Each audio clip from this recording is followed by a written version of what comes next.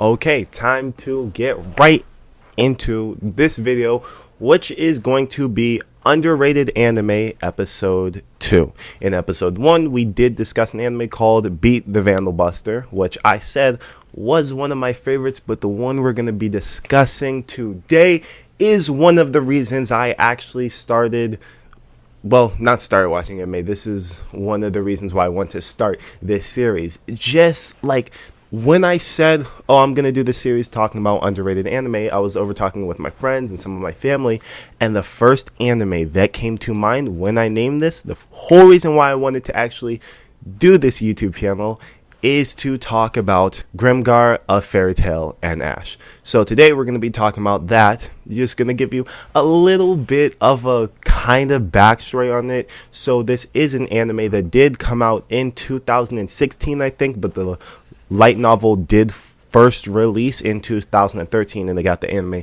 adaptation, I think, around May 2016, and it is by A1 Pictures, and that is the same studio that brought us Sword Art Online. And this anime is kind of like, it's an isekai anime, but the characters that are in it don't have experience from their past lives and how they got there. They just know they woke up in this place and now they're in this new world.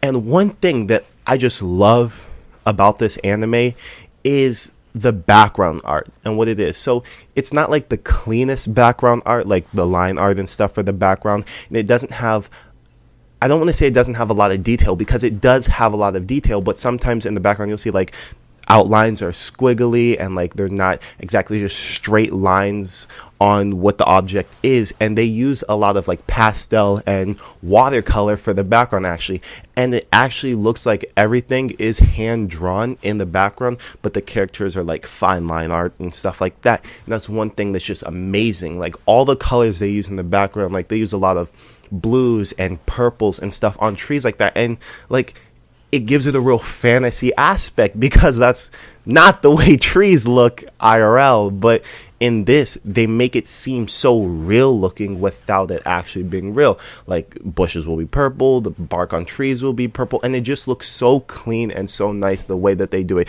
You can tell that they did put a lot of time into this anime. And I'm over here thinking, well, if we can give 4 seasons Sword Online, even though I know it's really popular, so me saying this is just kind of sarcasm thrown out there, even if we could get 4 seasons of Sword Online, why can't we get a second season of Grimgar, Fairy Tale, and Ash? And let me just state this right now.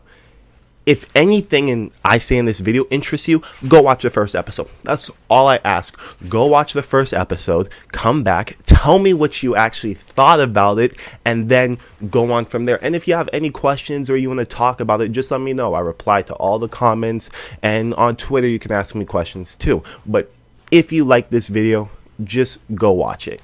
And after you watch it, you're going to realize what I'm talking about and what I mean by clean animation and the background art. And I'm going to give you some things that people don't really focus on. Like in anime, people don't really focus on the background music or the music of the action scene that's actually going on. So when you watch this, remember what I'm telling you. Focus on the background. Focus on the music.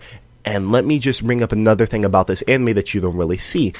The anime characters, well, we have a group of characters. I think it's 5 or 6 of them, and you can see that they actually have a struggle, and it's how we would actually be if we were transported into another world where we didn't know anything.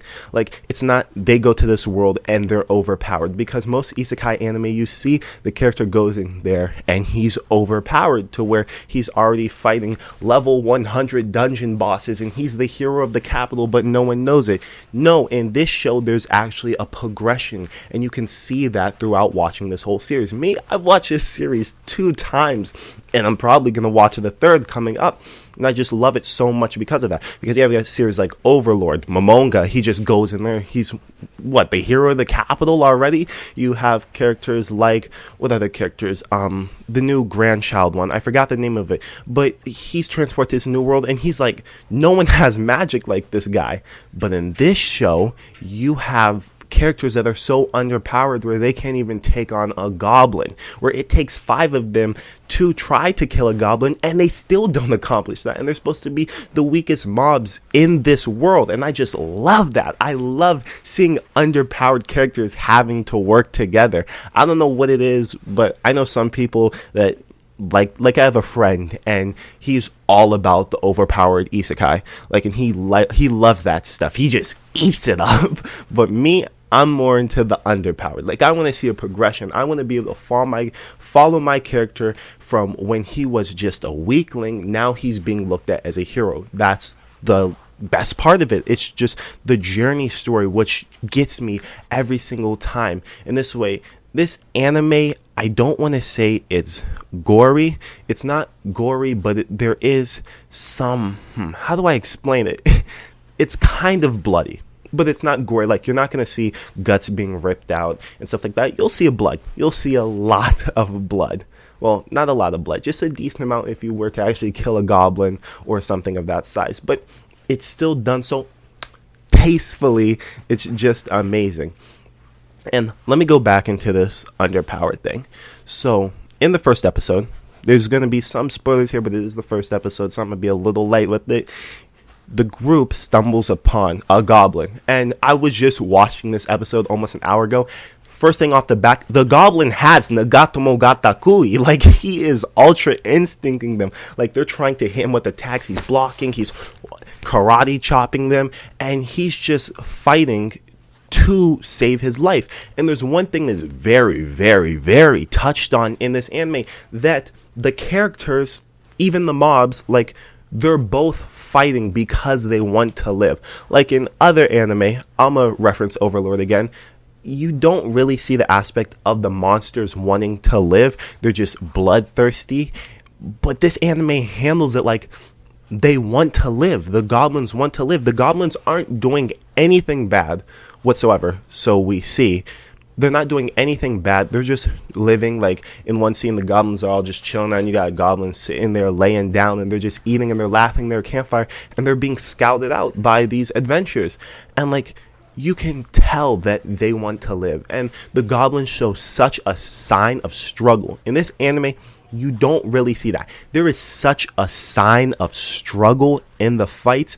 It's crazy. You have goblins screaming at the top of their lungs, not to call other goblins, but because they want to live. And you have the character screaming, and it shows a real world aspect. It's so real of how we would actually be if we were put in that situation. One of the characters, the main character, he was shaking and could not release grip of his dagger after they killed this goblin because of the terror he was in. And you actually get to feel that. And I love anime that does it to you. I love that. The struggle is real. In this anime, the struggle is actually real. And this anime is, they do have guilds. They do join guilds and stuff like that. And it's just your typical isekai anime, but bumped up. Let's say this. Overlord is at the reality level of here. This is at the reality level of here. This is how we would actually be if we were in this situation. But they do progressively get stronger. There is some things that happen, which I'm not going to spoil. Maybe I'll do a video on it in the future, just discussing it, going more in depth if you guys want to see it, if you guys like it. So please do me a favor before I end this video. Go watch it, come back, and tell me what you just think about it. That's all I'm asking.